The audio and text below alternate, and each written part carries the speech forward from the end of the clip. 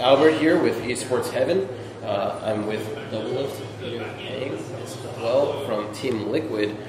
He just came out after a day in the office, cleaning out Golden Guardians. But after the game, you tweeted out, you should have smashed volleying more. There's a little bit more work to do before playoffs.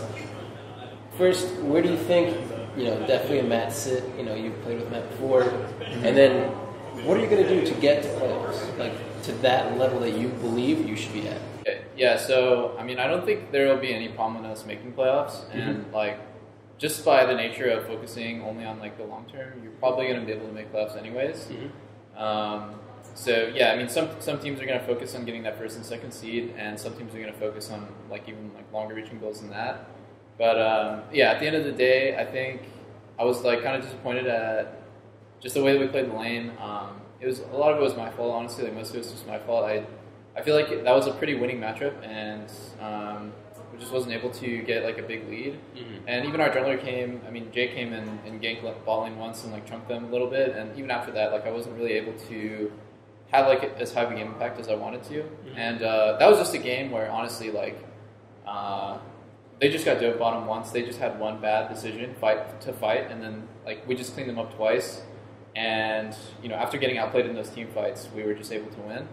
But I think I want to play every aspect of the game to the highest level, and one of them is winning the winning matchups as hard as possible, and losing matchups as little as possible. Those sorts of things. And I felt like I didn't do a good job of that game.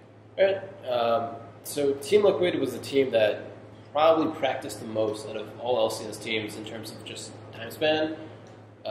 So playing more, I don't know if that might be the key or not, but do you think that there's any specific thing that can help you reach that level that you want, or is it just practice more, scrim more, and learn and replay and whatnot to improve? Where do you think the catalyst might be in order to reach the top one bot lane, NA West, wherever you want to be?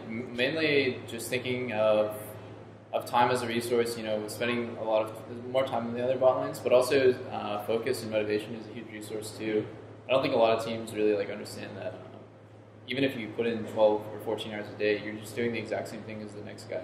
You're not special just because you grind from when you wake up to when you go to sleep. Everyone does that. It's mainly about those nitpicking 30 minutes to up to 2 or 3 hours. Really, it's not going to change that much every day. The main thing is where you put your focus and where your energy is moving towards. And I think for me, I've always had a lot of energy when I play. I don't really play well, and I don't enjoy playing when I'm low on energy.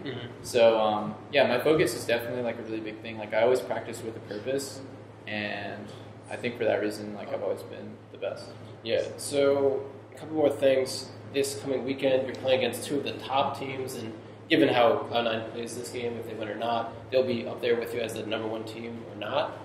How do you think, going into that weekend, how do you think you're going to prepare for Cloud9 and Echo Fox?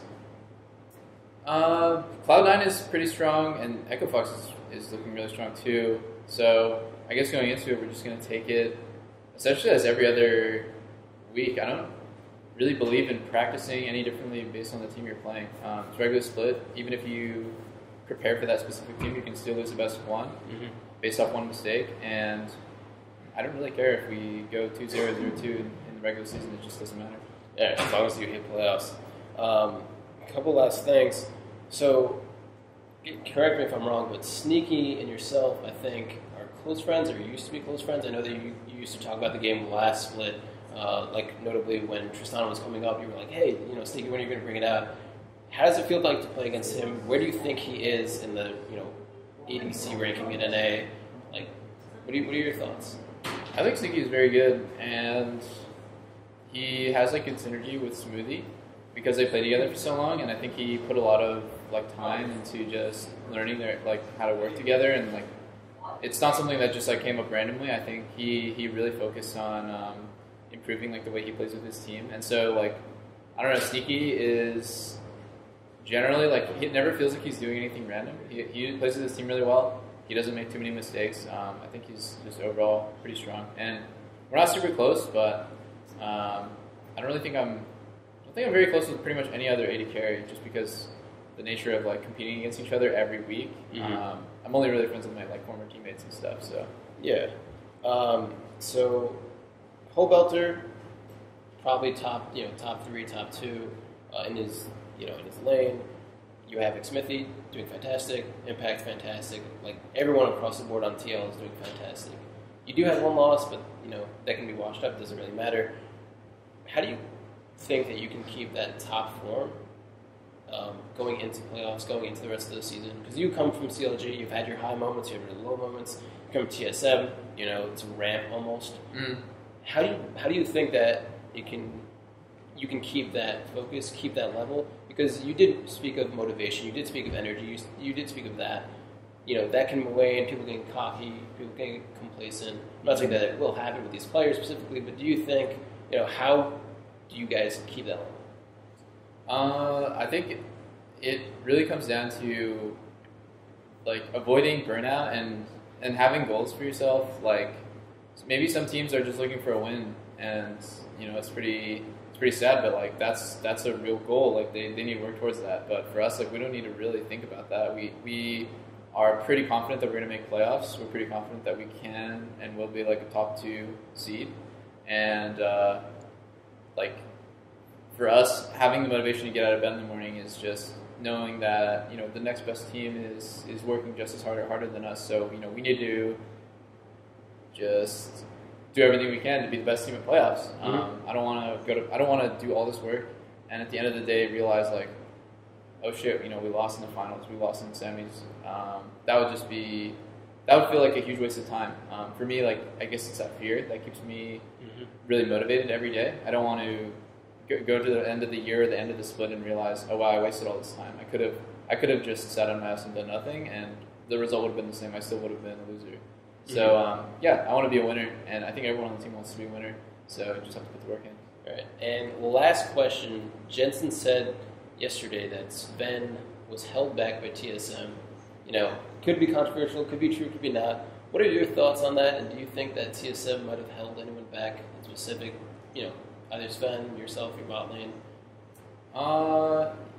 He held him back. I don't really know about that. I feel like everyone on TSM really wanted to.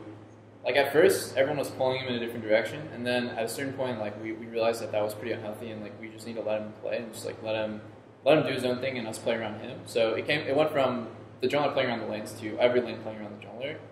And I just think Dennis has just evolved a lot as a player. Like he used to be just an animal instinct, mechanical only player. I think now he's becoming a lot smarter, and like probably he's like a lot more calculated in like what he does.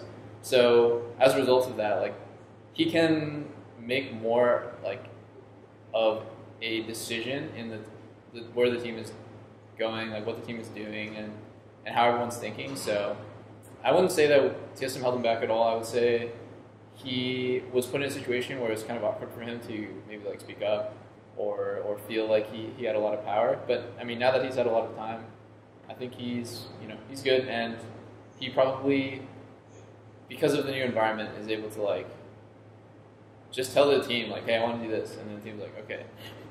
All right. Last thing, do you have anything to say to the Team Liquid or Doublelift fans out there? Just thank you guys for supporting me. I think our regular season games are pretty boring. We're just beating most people, and it's really fast. I think probably all the other games are more boring because it's like 50 minutes, but I think it's just the nature of the meta and stuff right now.